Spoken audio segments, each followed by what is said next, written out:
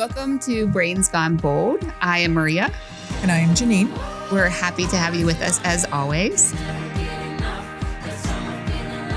And today, when we plan for these podcast sessions, we don't necessarily always have a big plan in place for what we're about to talk about, It's right? True. It's true. And those tend to bubble up in the moment. They do. And oftentimes our conversations come from organic conversations that we've had maybe even the night before. Yes. Right. And I think that's true for today as well. For sure. One of the things that we agreed we thought would be a good topic for today came from a discussion that we were having yesterday. As of the time of the recording of this podcast, we are in back to school season. Yes, we are. We are in moving into college season. And for some of us, that's uncharted territory. Even though we've been to college, it's been a few years. Yes. And you especially have a very close personal connection to this right now with your niece having gone to college as a freshman. I have a connection to this as the mom of a teenager who is in the process of figuring out what the next looks like. Yep. And, I thought that it would be good for us to kind of talk about, how do we figure out what we want to be when we grow up? And I mean, some of us still haven't. Honestly, figured it out. I would venture to guess that many people still don't know what they want. I hope so. I do talk to quite a few people that also say, or they went to school for one thing and they're doing something completely different. Yeah. And that's like kind of the kernels of why we thought this would be a good conversation. Oh, yeah. So when you talk to people who feel that way, what do you think is the motivator of them saying that? Do you feel like it's because they're unhappy with what they are doing? Do you feel like maybe they didn't understand fully what it was they would be doing? Or what are the factors? No, I honestly think, and it's something that we've talked about, I honestly feel like there's so much pressure when we go to school at, 18. I was 17. And so 17, 18, 19 years old to figure it out. Because, and your kids like, I want to be a policeman. I want to be a ballerina, all of those things. And, as you get older, you don't necessarily want to. And some people really do want to do those things. But when you get to college, it's almost like, okay, I have to make a decision now. I have to express my major so that I can start taking the classes that line up to it. And so for those people that, now where maybe they were an art major or they were a pre-med, they hated it. And now they're a chef, right? So yes, that happens. But also, I mean, I'm not kidding when I say I never knew what I wanted to be when I grew up, just kind of landed places. And so my first major, I was an English major. Okay. And while I love language and you know how much I love words, but I don't want to correct grammar. I don't want to. Yes, you do. No, I mean, like when I'm writing and free flowing and stuff, like I'm okay with the pronunciation or the grammar being, it's still okay. Like it doesn't take it away from me. So you think of somebody like E.E. Browning, right? Who wrote in lowercase and never, did it take away from the beauty of her flow for me? Absolutely not. So there's different things, but when you're writing something professional, absolutely. I want the grammar to be whatever. Right. But when there's the anyway, we're getting off like, don't get me off there. But so we don't know. And I did not, once I started getting into those classes, but I also felt like, well, I've said it, I've declared my major. And so now I have to do something with this. And thankfully I flunked out. So I was able to pivot after that and really hone what it is that I want to do. And I was paying for it. So it also made a difference. Like I didn't want to waste time taking, I don't want to say English courses, but things that would position me to be an English major. Instead, I ended up in like my first major was a human relations, or my second one. And it was perfect for me. It was behavioral. It was about all the things that I like. So and then because you were able to focus on something that felt more real or accurate for you, you went on to even get multiple master's degrees, right? And I'm a learner. I love school. I do. But, yes, I did because it clicked. And the places that I was going clicked. And so your question about what do I think is happening with those people that did this, I think it's too young. to say, this is what I want to be. You know, I've gone through iterations in my career and I'm 55. And so at 17, would I have been able to go, yes, and I'm going to stick with this and I'm going to be a professor of English lit? Right. Like, right. No. And no, I love reading. I love words. I love all the things. Yeah. But that didn't make it a career. Same thing we talked about, like taking aptitude tests. Your son went to one or did one recently. Yeah. I remember doing it. It came out landscape architect. And I was like, I don't want to be a gardener. Like, oh my God. But now as an adult, I love working in the yard. I love planning the different areas. I don't necessarily want to do the work to get it done, but you know, thankfully I can have people help me. But it's that creative part of creating the beds and which flowers go with and researching which, you know, perennials are going to work in where I live now versus where I was before. I love that stuff. And if I knew then what I know now, I could have leaned in a little bit more and maybe learned more then about that topic. Isn't that true for so many areas of our lives, right? Yes. What about you? I mean, when you think back at college. Oh my goodness. You know, so before talking about me, I just want to say that, you know, I feel a lot of pressure to help my son figure it out. And I agree with you in that it is absolutely too young. And that's one of the messages that I want him to get from me, which is it's okay if you don't know. It's also okay if you feel like you know and then you change your mind. Yes, you know, it doesn't mean that you're locked into it. And I think I'm a good example of that, where my career also has taken different turns. You know, I was the first in my family to go to college. And the only reason that I went to college is because my dad, from a very young age, had drilled that into me. Yes. I honestly don't think I really knew what that meant. He not only drilled into me that I should be going to college, but he wanted me to be an attorney. And also didn't know what that meant. Yeah. Was your dad an attorney? He also wanted me to have 6 children. Okay. Well, and that's where we draw the line. 6 children and an attorney. So he had high expectations for my time availability. Holy cow. Wow. I failed in all of those. But I would say probably a good decision. Yes. Yeah. But no, my dad was not an attorney. My dad had gone to college a couple different times throughout his life and never ended up finishing. And I do think that was a big regret of his. He had a lot of health issues and things that continued to get in the way for him. Sure. But one of the things that I am most grateful for is when I was a senior in high school, I did go and shadow an attorney because, you know, I had no other guidance. I had no mentor in my life. I had no idea how to figure out for myself what I should be doing, aside from what my dad had been saying. And he set up for me with an attorney friend of his an opportunity to go shadow for the day. And I think on his end, it was probably like, see how great this would be. But the opposite happened where I saw, you know, much love to attorneys. I have friends that are attorneys, work with them most of my career. But that is not for me. That is absolutely not for me. And I am so grateful that opportunity. Even as a senior, a senior in high school, I was able to see this is not what I want to be doing. Now, that did not help me figure out what I wanted to be doing. Right. But it did help you figure out what you didn't want to be doing. Yeah. So, you know. Which I think is equally as important. I agree with you. And, you know, talking about my son again, he doesn't know what he wants to do either. And so I'm trying to help him figure that out in a way that feels okay and not as pressure to him. And the one Does he have to go to school? Well, I don't say have to, but I'm sure that's your desire. But what if he came and he was like, Mom, I just don't.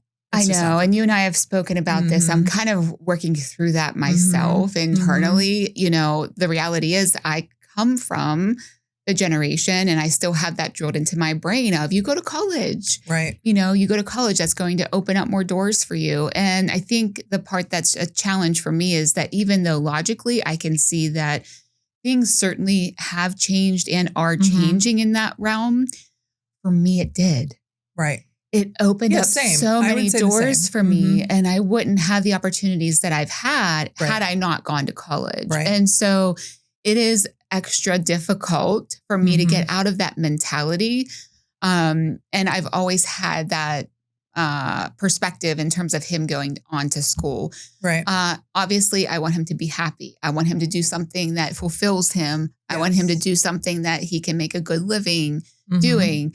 And so I'm kind of doing some work on my own to figure out, how do I approach this with my own bias and also support him in the way that's best? Right. I think one of the other challenges that parents have right now is we have absolutely no idea what's going to happen with the job market tomorrow, and especially 5 years from now, as it relates to things like AI coming into play and so forth. It's a game changer. And so, we have these challenges as parents in guiding our kids that our parents didn't have with us, and so you think of, there's some, I don't know what the word is, certain professions are becoming obsolete. Yeah. Because they can be done in a different way than that we couldn't have even imagined that this could happen. And that will continue, in my opinion, will likely continue to be so as we work through what this whole future looks like and knowing what those professions are that will become obsolete or become less demanding, if nothing else. I read an article, just last night, actually, that said it was talking about the percentage of students graduating from college and not being able to find a job is at the highest level it's been. And so that, is concerning, of course. It is. And we've talked about this. I've got one getting ready to graduate, one of my oldest nephews. And, he's going, I'm just going to continue on school. Like if I can't go down this path and hopefully he can go down a different path that he wants to go down. But if that doesn't work out for him, then I'm going back to school because the degree that he is getting, and I'm going to say it wrong, so I'd just rather not say it, won't be good at a bachelor's level. Right. He needs to have an advanced degree in order for it to have any cachet or value in the real world. Yeah. Which that's a for now thing. However, it's a physical type of role. And so I do think that will continue. I don't think there's something that machine learning or AI can replace. Right. And so from that standpoint, you go, okay, I can evaluate it enough to say this master's degree would be really helpful. And I agree with you based on what I know about. I mean, who knows? We don't who knows know how things are going to change. We don't know. Probably even in our lifetime, which is really crazy how quickly things are evolving. Yeah. But then the other part of that, and we've said this multiple times, that we are both learners.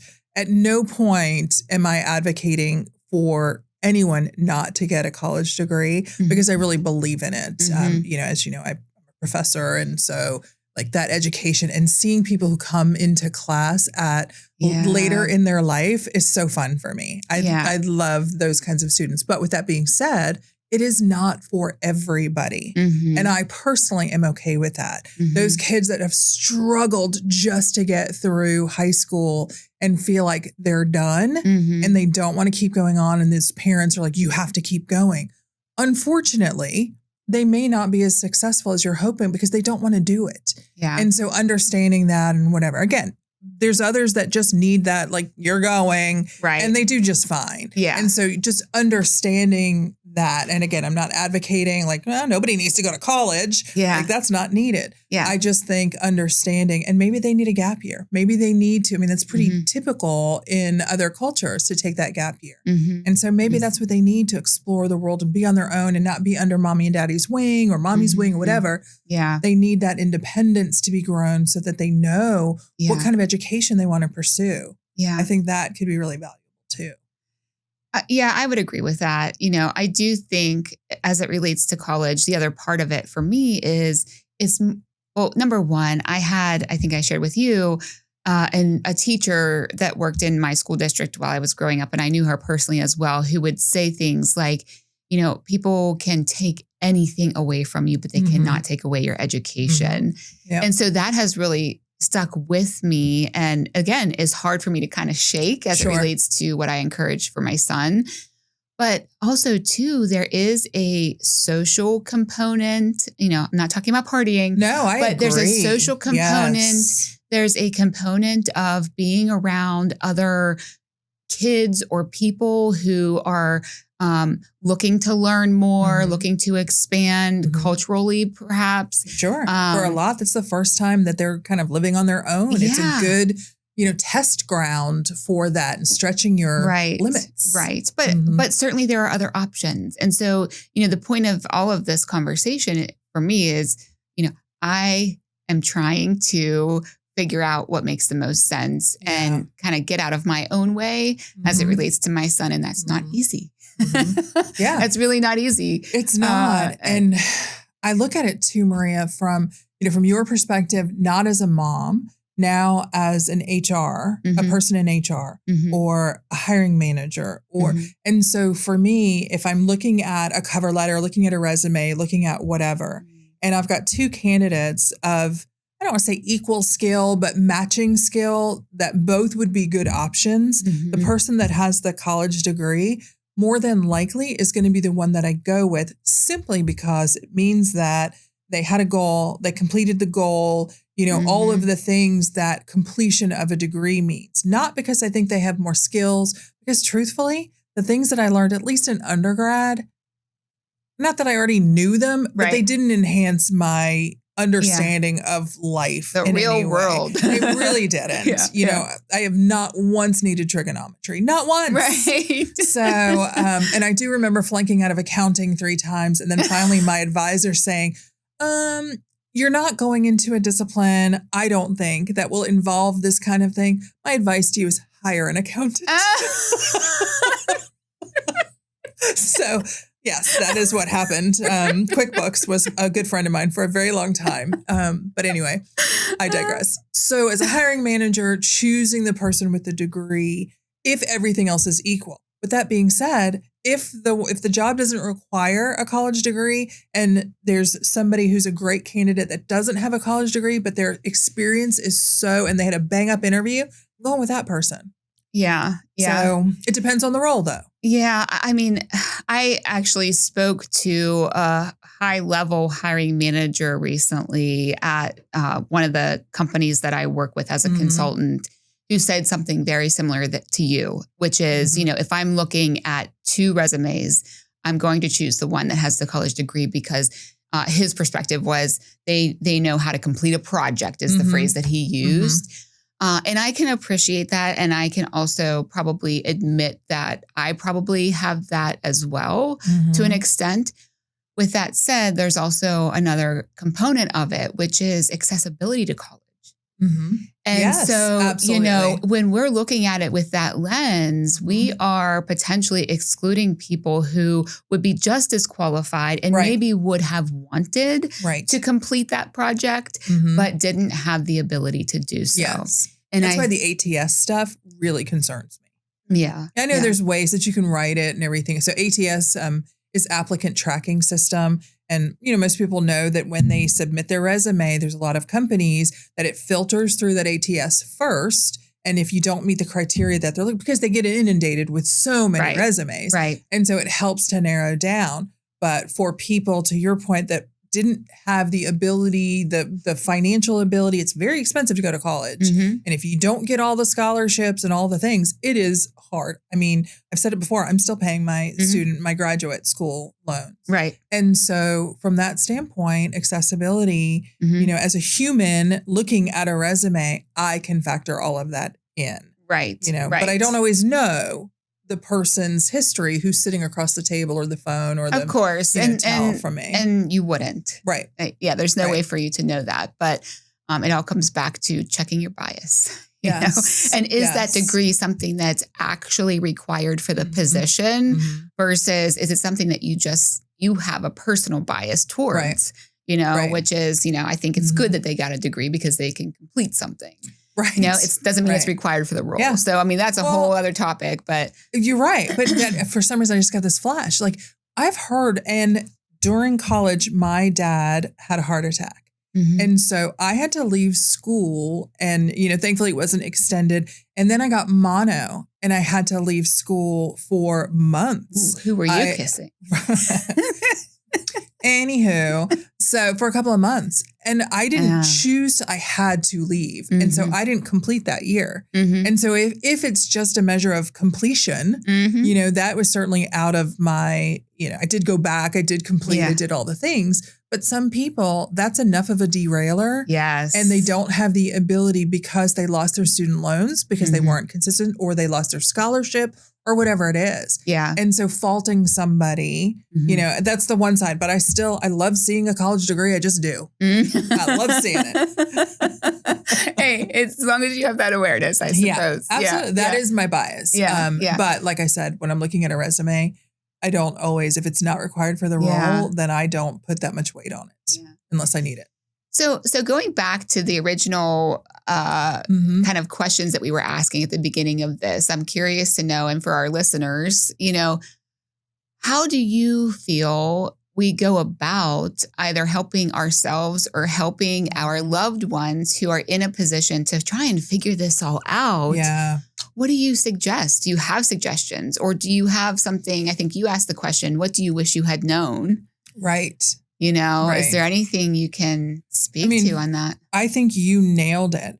Being able to, so say you want to be a lawyer, or you want to be a doctor or a policeman, or whatever it is that you want to be, having the opportunity to observe somebody who's actually doing the thing can help cement it. Because I do think we romanticize certain things. The kids that say, I want to be a policeman, they don't think about the line of duty, mortality rate. They don't think about that, hike or that chase after somebody, or the long hours sitting in a car driving around, so it's not always the sexy stuff. Right. And so having the opportunity to witness something like that or be part of it is important. I think that helps us make the decision making. But then the other part for me that would have been really impactful is if somebody would have given me permission to not go directly from high school into college. There was an expectation that needed to happen.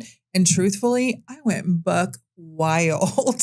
I really did. It was the first time on my own. I'm from a very close family. And, my mom and dad really did, I'm going to say, govern the way I lived my life. I'd sneak out from time to time and do those kind of things. But the freedom being 3 hours away from home of, coming and going and hanging out with whoever I wanted to hang out with. Yeah. Maybe not coming home sometimes. Wasn't good for you. It wasn't because I didn't have the maturity. Somebody else made those decisions for me. Yeah. What I could do, when I could do it, how I could do it. Yeah. And so, and there were so many limits. Sorry, I didn't mean to interrupt you, but I think that's true for so many. Absolutely. Yeah. Absolutely. Yeah, that go to college. And so if somebody would have said, you don't have to go straight to college. Now, my parents, knowing them well enough, they would have wanted me to work if I was going to stay home and whatever. But even that, having that responsibility, I worked, here and there, but they paid for everything, which I know is a privilege that I had, and I'm grateful. But had I had to do things on my own a little bit more and make some decisions it really would have benefited me. And so I'm not blaming at all. I mean, I loved every minute of it until I was asked to not come back. So from that standpoint, and then going home with my tail between my legs and having to figure out, okay, now what? And I think I've told you, my dad made a mandate. You can go to school, you're paying for it. Mom and I are not paying for it, but you have to work so that you can do that. You have to get your student loans, you have to do other things, and you can stay in this house. If you choose not to go to school, you will work full time and you will pay rent in this house. You have your third choice, which is none of that, and you decide what you're going to do. But either way, then you're not in this house. Yeah. So I chose to go to school and I worked, and it was helpful to not have to pay like rent or anything else. So that was helpful. Right. But I worked full time. And so I went to school starting at 2:00 in the afternoon, or my schedule was 8:00 in the morning so that I could work an 8-hour day. And so sometimes I worked from 2 to 10, or I would work even later and overnight. And then I would do my homework before I'd go to bed and wake up and go to school. And it was really tough. I made it so tough on myself.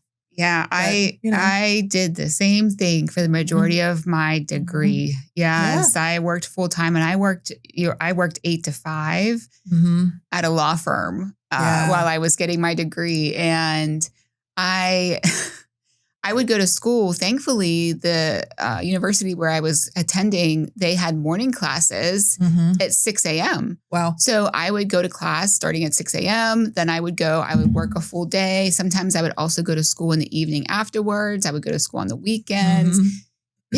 I honestly look back on that and cannot believe I did it. Right. Well, we don't have the stamina we used to have. That's very true. Yeah. Very true. Yeah. I'm incredibly proud of it. But also, me too. That was the hard road. It was. And I'll be honest, I mean, I still had fun. I still had friends. I still went out. I don't know when, when I think about all of that schedule. Yeah. But again, to answer that, mentoring or being able to shadow somebody is a gift, and the permission to do something different. Well, I think I love what you just said, do something different, because I structured the question in a way that is for both people who are even our age and for those trying to help out the younger generation to figure it out. Because if there's anything I've learned, and it's so much easier said than done, it's that you will regret more so not making a change than you will staying stuck where you are. For sure. And my goodness, have I had to learn that over and over and over again, and as you get older, it becomes more difficult to make changes, but they say it's never too late. That's what they say. So, well, I believe it. And maybe I'm saying it because I need to hear it too. Yeah. I don't know. Yeah. But, I think that's an important thing for everyone to remember. So you have 2 nephews and a niece, all still in college. Yeah, I actually have my real family, like by blood. And then I've got 2 other nieces that are also still in college and one that has graduated. And how did they go about figuring it out? Or do you think they have it figured out? And they don't think they have. Okay. Nobody's figured it out. I think Tobin, who at this point is now the oldest one that's still in college, he has gotten closer to figuring out. Like, he's got 2 paths. And either one of those paths, one is pursuing a sport that he loves. The other is pursuing a discipline that he loves. And so either way, I think he'll be okay, although he has this passion for this sport thing. And so that's, where our hopes are, but he doesn't have all his eggs in that basket. The younger ones, so Emma and Addie and Aiden and Caitlin, they're early enough, although Aiden needs to start figuring it out.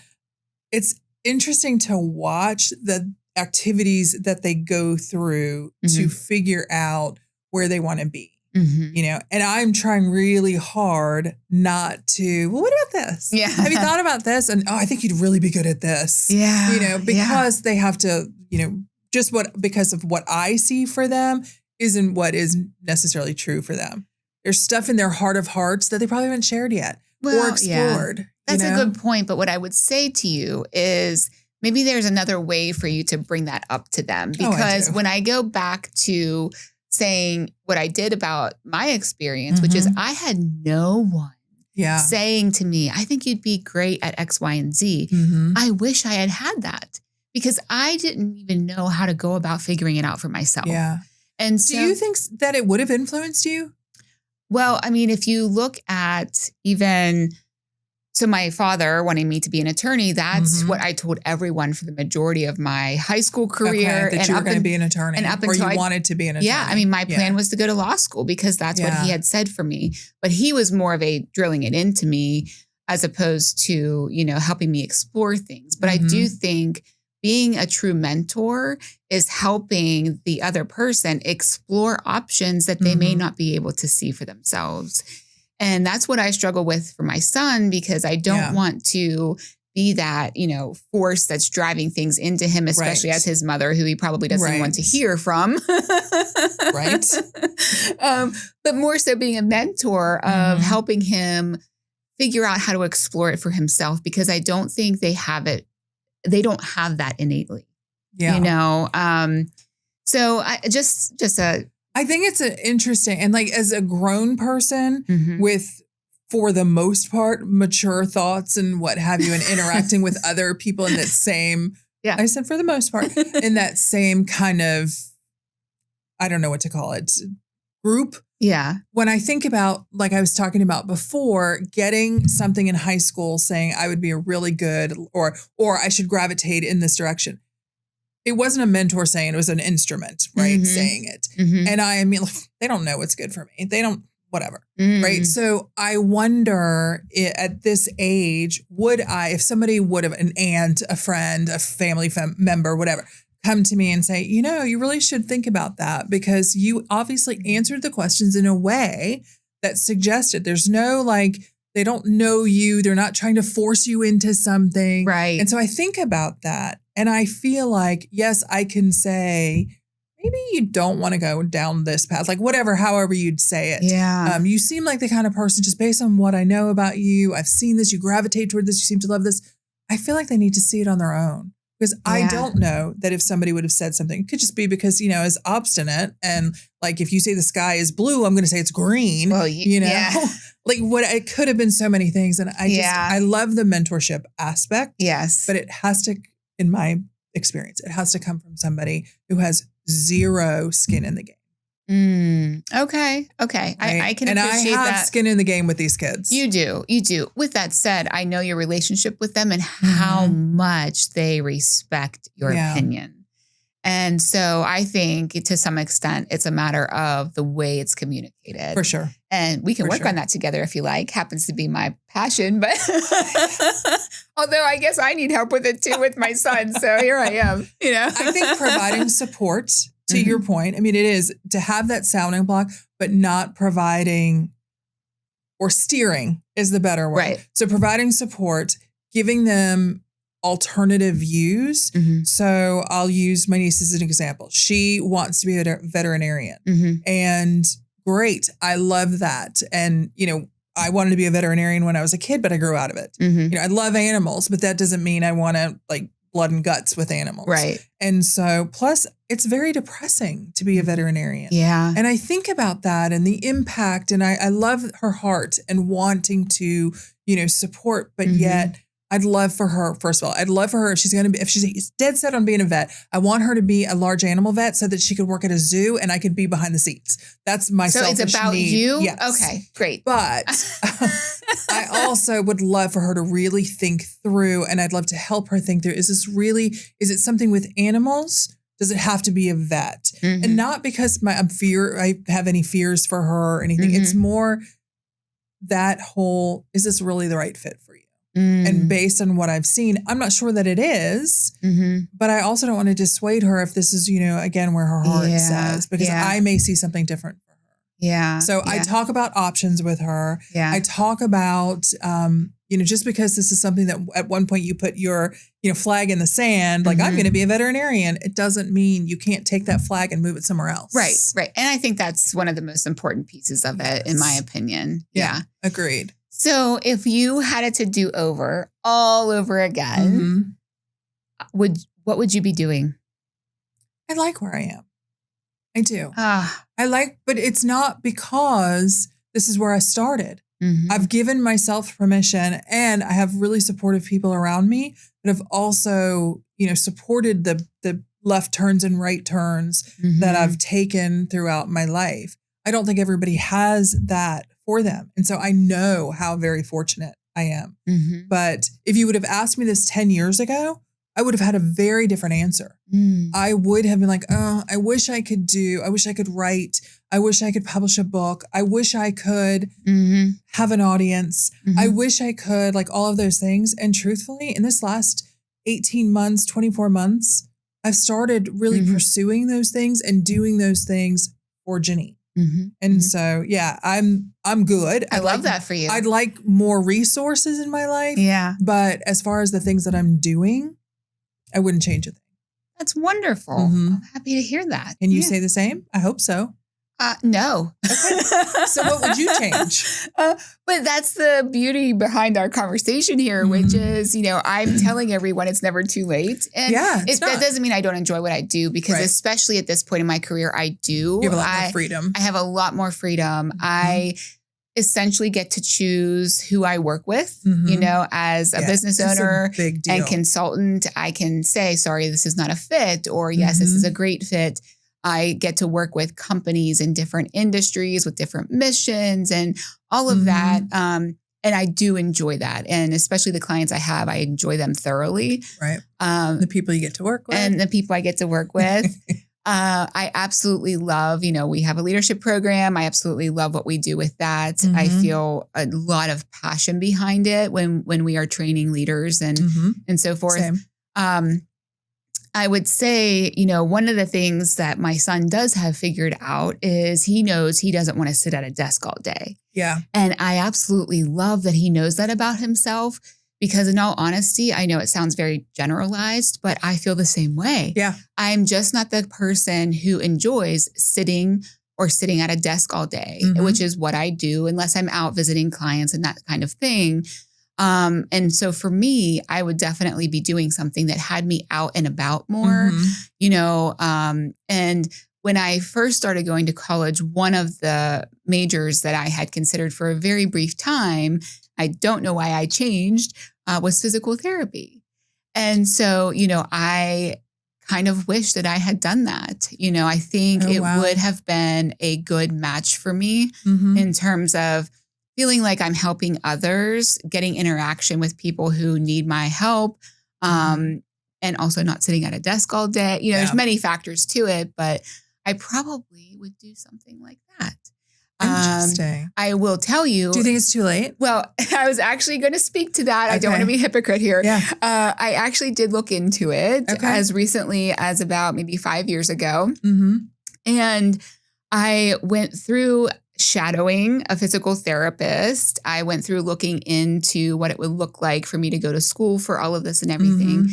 And I truly did do the research, and I determined at that time in my life and at this point in my life, I don't feel enough passion behind it to do what needs to be done, because it is so time consuming, so involved. And, I have so many other responsibilities, including currently owning a business. Right. So I do believe that it's not too late. If you have the desire and passion behind it, you'll make it happen. But I just don't feel that yet. I don't yet, or even at this point in my life. Maybe one day I will. Maybe I'll leave that door open. Yeah. But I think that passion is key, though. Yeah. It really is key, because we talked about it as we've gotten a little bit older. Our stamina just isn't. I mean, I'm in bed typically, 9:30, 10 at the very, very latest. Yeah. And I'm exhausted by the time I go to bed. Both of us are talking to people a lot during the day. Yes. Which, as introverts, ambiverts, whatever, is difficult, or it's exhausting. Right. As much as I in the moment, I'm fine. But when it's over, I'm tired. Yeah. And so to think about having to then go study. Right. And all of that would just be, I don't know. I mean, but I also leave it up because I think all the time, would I want to go back to school for something? Would there be something? And there hasn't been. I haven't been really passionate, about any of it. Right. And I don't necessarily need it, but I do get certifications from time to time. And that seems to help me scratch that itch.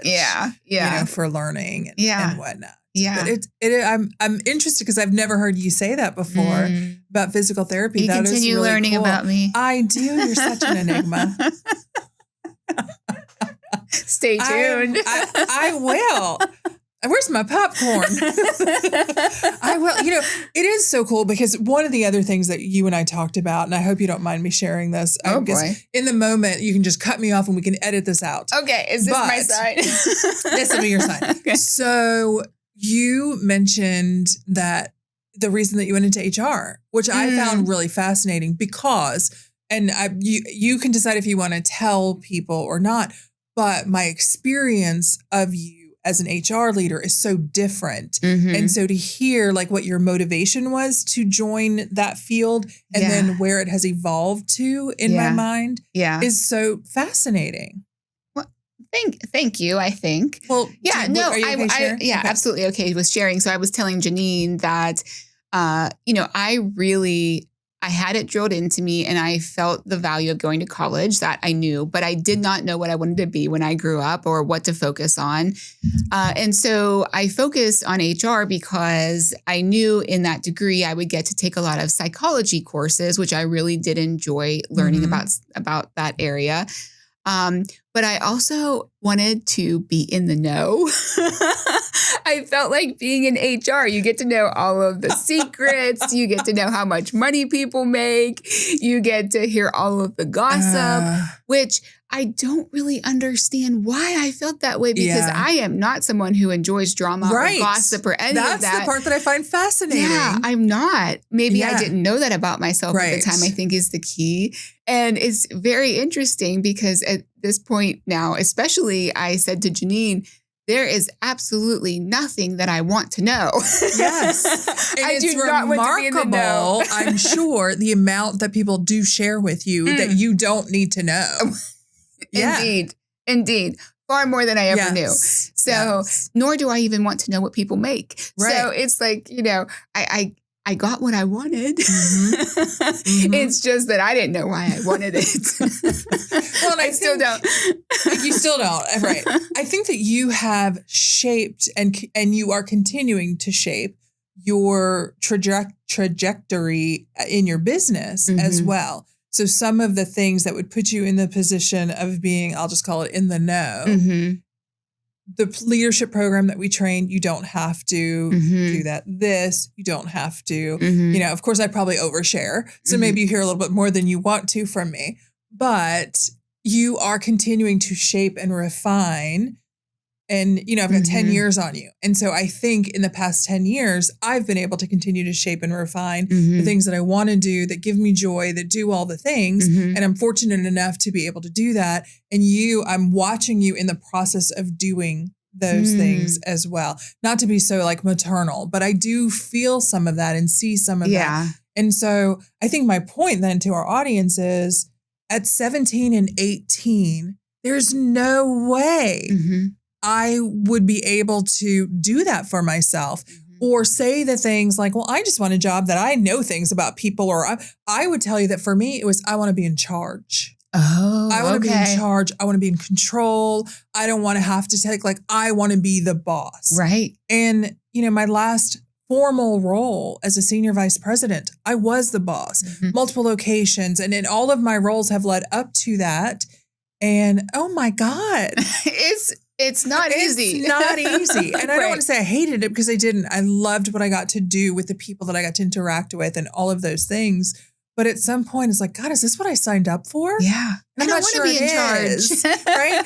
At some point, I used to joke and go, I'm going to change my name, because if I hear somebody, Jeanine, one more time, I'm going to lose it. Yeah. Nobody used my name. That's it. I did tell somebody that, a good friend of mine who was working with me at the time and now is just a good friend of mine.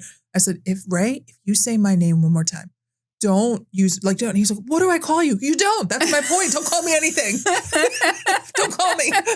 Don't need me for anything. Right. That's the thing, right? So at 17 and 18 years old, the thing that we asked for at this point is the thing that makes us cringe. Like, no. I don't have to be in control. Well, I think what you're speaking to is what we were talking about earlier, which is and I was talking about regarding my son, which is, there is no way that he understands what it means to be an X, Y, and Z. Yes. And so for me, I think, and I'm kind of coming to this conclusion as we're talking here, one of the things that I can do as his mother is help him see that, whether that be through shadowing opportunities or YouTube videos or whatever it is.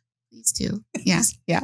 But helping him to understand what the day-to-day is like, to your point, is so important, because otherwise they have no idea. They have no idea. Like, you didn't know what it was going to be like to be in charge. No, I didn't know what it was going to be like to know all the scoop.